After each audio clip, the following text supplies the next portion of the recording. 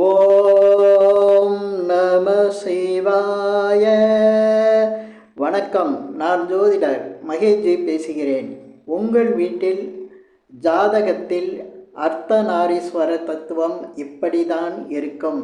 இந்த பதிவில் நான் உங்கள் ஜாதகப்படி உங்கள் வீட்டில் எப்படி இருக்கும், அது ஆண்கள் பெண்கள் நிலை எப்படி இருக்கும் அப்படிங்கிறத இந்த பதிவில் சொல்லியிருக்கேன். இது ஒரு புது விஷயம், இது யாரும் சொல்லாத ஒரு விஷயத்த சொல்லியிருக்கேன். அதனால் பதிவை முழுசாக கேட்டால் உங்களுக்கு புரியும். இப்போ அர்த்தநாரீஸ்வரர் தத்துவம் எதுக்கு வச்சுருக்காங்கன்னா, உலகம் சமநிலை பெற வேண்டும். அகத்தியர் இந்த தத்துவத்தை சொல்லியிருக்காரு. இந்த உலகம் சமநிலையில் இருந்தால் தான் எப்போவுமே உலகத்தில் உள்ள அத்தனை இயற்கையும் அதே சமயத்தில் அத்தனை வளமும் கிடைக்கும் எல்லாருக்கும். இல்லைன்னா அதில் குறைபாடு இருக்கும். அப்படிங்கிறத தான் அகத்தியர் தனது தத்துவத்தில் இந்த அர்த்தநாரீஸ்வரர் தத்துவத்தை பற்றி சொல்லும்போது உலகம் சமநிலை பெற வேண்டும் அப்படிங்கிற ஒரு தத்துவத்தை சொல்லியிருக்காரு. அப்போ இதை எந்த அர்த்தத்தில் சொல்லியிருக்காரு அப்படின்னா, சிவபெருமானும் பார்வதியும் சிவசக்தி வடிவமாக இருக்கிறத நம்ம அர்த்தநாரீஸ்வர தத்துவம்னு சொல்கிறோம். அதே போல தான் ஒவ்வொரு வீட்லேயும் அந்த அமைப்பு இருக்கணும். அந்த அமைப்பு இல்லைன்னா அந்த வீட்டில் குறைபாடுகள் பிரச்சனைகள் இருக்கும். ஆனால் எல்லாரும் அந்த குறைபாடு பிரச்சனைகளுக்கு வேறு ஏதாவது ஒரு காரணத்தை நினச்சிக்கிட்டு இருப்பாங்க. ஆனால் அந்த வீட்டில் அர்த்தநாரீஸ்வர தத்துவம் இருக்காது, சமநிலை இருக்காது. அந்த சமநிலை இருக்காது அப்படிங்கிறத தெரிஞ்சுக்கணுன்னா, ஒரு ஆணுடைய ஜாதகத்தில் சுக்கிரன் வலிமை பெற்றிருக்கோம். சுக்கிரன் வலிமை அப்படின்னா சுக்கிரன் ஆட்சி பெற்றிருக்கோம், இல்லைன்னா சுக்கிரன் உச்சம் பெற்றிருக்கோம். சுக்கிரன் ஆட்சி பெற்றிருக்குன்னா ரிஷபத்துலேயோ அல்லது துலாத்துலேயோ சுக்கிரன் இருப்பார். அதே போல் சுக்கிரன் உச்சம் பெற்றிருக்காருன்னா மீனத்தில் சுக்கிரன் இருப்பார். இன்னொன்றையும் சொல்லலாம், சுக்கிரன் நீசம் பெற்றிருந்தாலும் அங்கே வலிமை பெற்ற மாதிரி தான். ஒரு ஆணுடைய ஜாதகத்தில் இந்த மாதிரி இருந்ததுன்னா அவர் வீட்டில் எப்படி இருக்கும்னா, பெண்கள் அதிகமாக இருப்பாங்க. அதாவது பெண்கள் அதிகமாக இருப்பாங்கன்னா, உறவினரோ அல்லது நண்பர்களோ இல்லை வேண்டியவர்களோ பார்த்திங்கன்னா அந்த வீட்டில் பெண்கள் அதிகமாக இருப்பாங்க. இதை நல்லா கவனிச்சிங்கன்னா தெரியும். இது எல்லாரையும் பாதிக்குதா அப்படின்னா, எல்லாரையும் பாதிக்கிறது இல்லை. ஆனால் பாதிக்கிற வீட்டில் அந்த மாதிரி இருந்ததுன்னா அங்கே சமநிலை குறையுதுன்னு அர்த்தம். இப்போ எந்த மாதிரி பாதிப்பை கொடுக்கும் அப்படின்னா, பெண்களாக அதிகம் இருக்காங்க அப்படின்னா அந்த வீட்டில் பெண்ணு தான் வேலைக்கு போவாங்க. ஆண்கள் வேலைக்கு போனால் வேலை சரியாக வராது, எந்த பிஸ்னஸ் பண்ணாலும் சரியாக வராது. அவங்களுக்கு அந்த பிஸ்னஸ்லேயோ இல்லை சம்பாதிக்கிற திறமையிலையோ கஷ்டம் இருக்கும். இல்லைன்னா அவங்களுக்கு எவ்வளோ சம்பாதிச்சாலும் அதெல்லாம் வீண் விரயம் பண்ணக்கூடிய அளவில் இருப்பாங்க. கெட்ட பழக்க வழக்கங்கள் அதிகமாக இருக்கும். அப்போ அந்த ஆண் வாழும்போது ஒரு மரியாதைக்குரிய ஒரு சராசரி மனிதர் மாதிரி வாழ்க்கையை இல்லாமல் அவர் ரொம்ப வாழ்க்கையை வாழ்கிறதுக்கே திணறக்கூடிய நிலையில் இருக்கும். அவருடைய ஜாதகத்தில் பார்த்திங்கன்னா அவருக்கு சுக்கிரன் உச்சம் அல்லது ஆட்சி அல்லது நீசம் பெற்றிருக்கும். இன்னும் பார்த்திங்கன்னா அந்த ஆணுக்கு பிஸ்னஸ் பண்ணால் பெரிய கடன் வரும். கடன் ஏதோ தேவையில்லாத கடனில் மாட்டிக்குவார். அதே போல் பண இழப்புகள் உண்டாகும். பணத்தினால கஷ்டப்படுவார். பணப்பிரச்சனையினால் கணவன் மனைவி பிரச்சனை வரும்.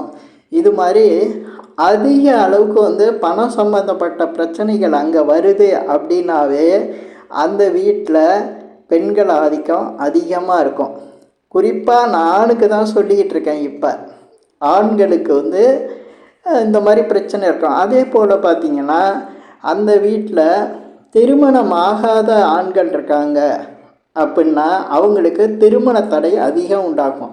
பெண்களாக அந்த வீட்டில் அதிகம் இருக்காங்க அப்படின்னா அந்த ஆணுக்கு திருமண தடை இருக்கும். திருமண தடை இருக்கும்னாவே அதுக்கு காரணம் இருக்கும். ஒன்று, அவர் சரியாக கல்வி படிக்க முடியாமல் இருப்பார். அதே மாதிரி அந்த கல்வியில் தேர்ச்சி பெற முடியாமல் பாஸ் பண்ண முடியாமல் இருப்பார். இல்லைன்னா அவருக்கு சரியான வேலை அமையாது. வேலை அமைஞ்சிருந்தாலும் அவருடைய வாழ்க்கை நிலை சரியில்லாமல் இருக்கும். பிஸ்னஸ் இருக்காது, கடன் இருக்கும். இந்த மாதிரி பல சிக்கல்கள் இருக்கக்கூடியதுக்கு காரணம் அங்கே சமநிலை தவறிட்டுருக்கும். பெண்கள் கூட்டம் அதிகமாக இருக்கும். இதே போல தான் இப்போ பெண்களுக்கும் அந்த மாதிரி பாதிப்பு இருக்கும். பெண்கள் பார்த்திங்கன்னா நிறைய பெண்கள் உள்ள இடத்துல பெண்களாக இருக்கும் போது அங்கே சமநிலை தவறுதல்ல அவங்க ஜாதகத்தில் எப்படி இருக்குன்னா செவ்வாய் பலமாக இருக்கும். அதே போல் சுக்கிரன் சூரியனோட சேர்ந்து இருக்கும்.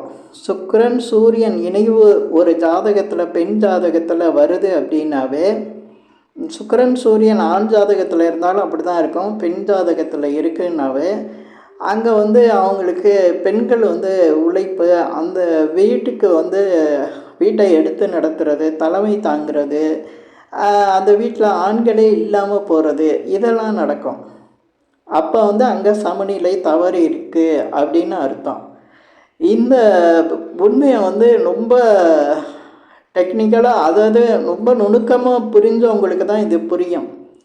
இன்னும் பார்த்திங்கன்னா இந்த பெண்களாக அதிகம் தங்கியிருக்கிற ஹாஸ்டல் இந்த மாதிரி இடங்கள்லாம் பார்த்திங்கன்னா அந்த பெண்களுக்கு திருமண முயற்சியெல்லாம் செய்வாங்க. ஏன்னா பெரும்பாலும் வேலைக்கு போகிற பெண்கள்லாம் இப்போ வெளியூரில் சென்னை, கோயம்புத்தூர், மதுரை இந்த மாதிரி இடங்கள்லாம் தங்கியிருக்கவங்களுக்கெல்லாம் பார்த்திங்கன்னா திருமணம் ஆகாமல் இருக்கும். திருமண தடை அதிகம் வரும். அவங்கெல்லாம் ஒரு ஹாஸ்டல் மாதிரி அதிகம் பெண்கள் உள்ள இடத்துலையே பெண்கள் தங்கிட்டு இருப்பாங்க. ஏன்னா ஹாஸ்டல்லலாம் பெண்கள் தான் தங்க முடியும். அந்த மாதிரி பெண்கள் ஹாஸ்டலில் தங்கியிருக்கும் போது அவங்களுக்கு திருமண தடைகள் அதிகம் உண்டாகும். அதே போல் ஆண்களும் வெளியில் போய் தங்கியிருக்கும்போது மேன்ஷன், அதாவது ஆண்களாக தங்கியிருக்கிற இடத்துல தங்கியிருப்பாங்க. அவங்களும் நல்ல வேலையெல்லாம் இருக்கும். ஆனால் திருமண தடை அவங்களுக்கு உண்டாகும். பிஸ்னஸ் பண்ணாங்கன்னா பிஸ்னஸில் ஃபெயிலியர் ஆவாங்க. பொதுவாக திருமண தடை அதிகமாக உண்டாகும். ஏன்னா அந்த மேன்சன் அந்த மாதிரி இடங்கள்லாம் பார்த்திங்கன்னா சமநிலை தவறி இருக்கும். பெண்கள் அதிகம் இருக்க மாட்டாங்க. இந்த மாதிரி பிரச்சனைகளுக்கு காரணம் பார்த்திங்கன்னா இந்த ஆண்கள் அதிகமாக ஒரு இடத்துல இருக்கும்போது அந்த ஆண்களுக்கு பெண்கள் பிரச்சனை இருக்கும். இதே மாதிரி பெண்கள் அதிகம் இருக்கிற இடத்துல பார்த்திங்கன்னா பெண்களுக்கு அதிகம் பிரச்சனைகள் வந்துகிட்டு இருக்கும். அதே போல் இதெல்லாம் இல்லாமல் சரி எப்படி இதெல்லாம் வாழ்க்கையில் ஃபேஸ் பண்ணி தானே ஆகணும். ஆண்கள் இருக்கிற இடத்துல ஆண்கள் இருந்தால் ஆகணும், பெண்கள் இருக்கிற இடத்துல பெண்கள் இருந்தானே ஆகணும். ஆனால் இதெல்லாம் சரி பண்ணி சமநிலைக்கு வரணும்னா குடும்பங்கள் இருக்கக்கூடிய கணவன் மனைவி பிள்ளைகள் இருக்கக்கூடிய ஒரு இடத்துல அவங்க இருந்தாங்கன்னா அவங்களுடைய பிரச்சனைகள் அத்தனையுமே தீரும். இந்த சீக்ரெட் யாருக்குமே தெரியறது இல்லை. இதை நான் பதிவில் சொல்லி கொடுக்குறேன். இந்த மாதிரி இப்போ ஆண்கள்லாம் போய் வெளியூருக்கு வேலைக்கு வரவங்க ஆண்கள் தங்கியிருக்கிற இடத்துல தங்கிக்கிட்டு இப்போ படிச்சுட்டு வேலை கிடைச்சோன்னா அந்த மாதிரி தங்கியிருப்பாங்க. அவங்களுக்கு திருமண முயற்சியெல்லாம் எடுக்கும்போது அதிக தடை வரும். திருமணம் சம்மந்தப்பட்ட விஷயங்களில் நிறைய பிரச்சனை ஆவாங்க. அதெல்லாம் தவிர்க்கணுன்னா ஃபேமிலி உள்ள இடங்களில் வீடு எடுத்து அந்த மாதிரி தங்கும்போது அவங்களுக்கு பிரச்சனைகள் சரியாகும். அதே போல் பெண்கள் எல்லோரும் வேலைக்கு தான் ஹாஸ்டலில் தங்கியிருக்காங்கன்னு சில பேருக்கு குடும்ப பிரச்சனைகள் இருக்கும். அதே போல் வேலை பிரச்சனை, வேலை அந்த மாதிரி வெளியூரில் கிடச்சிரும். கல்யாணம் ஆனவங்களுக்கு வெளியூரில் கிடைக்கும். அதனால் பெண்கள் உள்ள இடத்துல தங்கியிருப்பாங்க. அவங்களுக்கு அங்கே அவங்க கணவரோட சேர விடாமையே பண்ணிகிட்ருக்கோம். இந்த மாதிரி பல குடும்ப விஷயங்களுக்கு அங்கே அது ஒரு பெரிய சிக்கலெல்லாம் உருவாக்கும். அப்போ அவங்களாம் ஃபேமிலி உள்ள இடங்களில் வீடு மாதிரி, அதாவது ஒரு குடும்பம் கணவன் மனைவி இந்த மாதிரி வாழக்கூடிய அந்த மாதிரி இடங்களில் அவங்களுடைய ரெசிடென்ஸ் தங்கியிருந்தாங்கன்னா இந்த பிரச்சனைக்கு ஈஸியாக வழி கொடுக்கும். அதை விட்டுட்டு இவங்க இந்த மாதிரி பிரச்சனைகளுக்காக வேண்டுதல், ஏதோ கோயிலுக்கு சாமியை கும்பிட்றது இதெல்லாம் செய்யலாம். ஆனால் ப்ராக்டிக்கல் லைஃப்பில் கிரகத்துக்கு தகுந்த மாதிரி நம்ம வாழ்ந்தாக்கணும். அதை சொல்கிறதான் அர்த்த நாரீஸ்வர தத்துவம். அதுக்குள்ளே அவ்வளோ விஷயம் இருக்குது.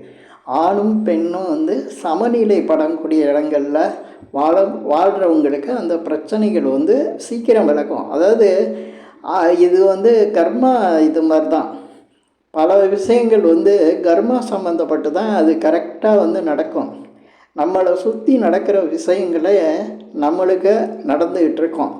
இதை வந்து நல்லா கவனித்து பார்த்தா நிறைய பேருக்கு அது வந்து புரியும், ஆனால் புரியாமையும் இருக்கும்.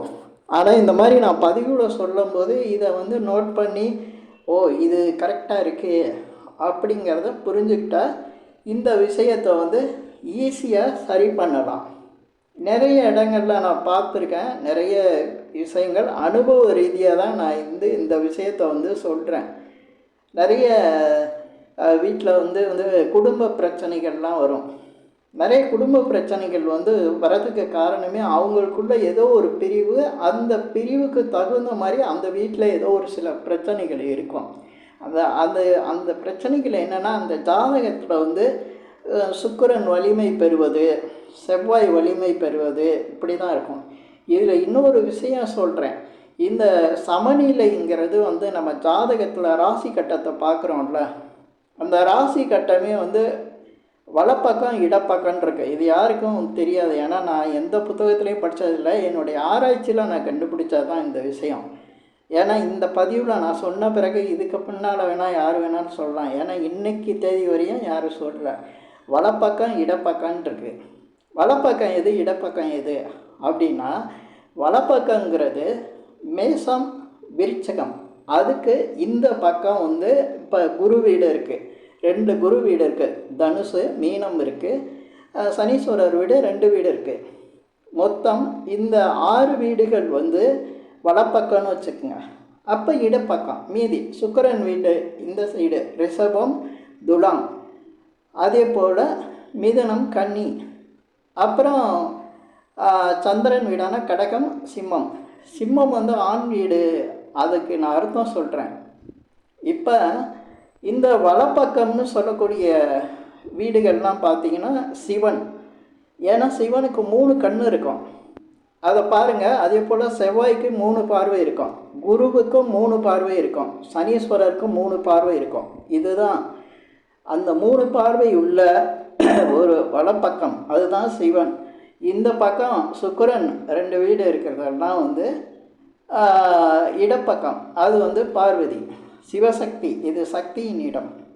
அது நீங்கள் கேட்கலாம், சூரியன் வந்து ஆண் இதுதானேட்டு. அது வந்து அதுதான் அர்த்தநாரீஸ்வரர் தத்துவத்துக்காக வச்சுருக்காங்க, கடகமும் சிம்மமும் அந்த சமநிலையை காட்டுறதுக்காக. இப்போ ராசி கட்டத்தில் உங்களுக்கே தெரிஞ்சிருக்கும், நான் சொன்னோன்னே வலப்பக்கம் இடப்பக்கம் அப்படிங்கிறது தெரிஞ்சிருக்கும். இதுவே சமன்படுத்தி தான் வச்சுருக்காங்க. இப்படி தான் ஒவ்வொரு வீடும் வந்து அமையணும். அப்போ தான் வந்து அந்த வீட்டில் எல்லா விஷயங்களும் சரியாக நடக்கும், நல்லா இருக்கும். இந்த பதிவில் நான் சொன்னது வந்து யாருக்காவது ஒரு பாதிப்பாக இருந்தால் கொஞ்சம் யோசித்து பாருங்கள், அது உங்களுக்கு கொஞ்சம் சரியாக படும். நான் இது சொன்னதுனால யாருக்காவது பாதிப்பாக இருந்தால் அதுக்காக நான் வந்து ரொம்ப ரிக்வெஸ்ட் கேட்டுக்கிறேன். இந்த மாதிரி சொல்லி தான் ஆகணும். ஏன்னா ஒரு சில விஷயங்களை நம்ம தெளிவுபடுத்தினா தான் எல்லாருக்கும் புரியும். நிறைய பேர் வந்து சில வீட்டில் வந்து ஆண்கள் வந்து ரொம்ப கடன் பிரச்சனையில் ரொம்ப சிக்கல்லாம் இருக்காங்க, ரொம்ப பிஸ்னஸ்லாம் இல்லாமல். அவங்க ஜாதகத்துலலாம் நான் ஆராய்ச்சி பண்ணும்போது சுக்கிரன் வலிமை பெற்றிருக்கோம். சுக்கிரன் வலிமை பெறும்போது பெண்கள் வந்து ஆதிக்கமாக இருப்பாங்க அந்த வீட்டில். அப்போ அவரால் எதுலேயுமே செயல்பட முடியாது. அவரை அடக்கி கொண்டு வரதுக்கு என்னென்ன நடக்கணுமோ அதெல்லாம் அவங்க வீட்டில் நடந்துக்கிட்டே இருக்கும். இது வந்து ஓரளவுக்கு எப்படி சமன்படுத்தணும் அப்படிங்கிற விஷயத்தை வந்து ஜாதகம் பார்க்கும்போது வேணால் நான் சொல்லிடுவேன், இதை இப்படி பண்ணுங்கள் அது சரியாக இருக்கும் அப்படிங்கிறத நான் சொல்லுவேன். இந்த பதிவில் நான் சொன்ன விஷயங்கள் உங்களுக்கு பிடிச்சிருந்தா ஷேர் பண்ணுங்கள், லைக் பண்ணுங்கள். அதே போல் இந்த சேனலுக்கு சப்ஸ்கிரைப் பண்ணுங்கள். என்கிட்ட ஜாதகம் பார்க்கணுன்னா மட்டும் கீழே இருக்க என் நம்பருக்கு கால் பண்ணுங்கள். நன்றி, வணக்கம்.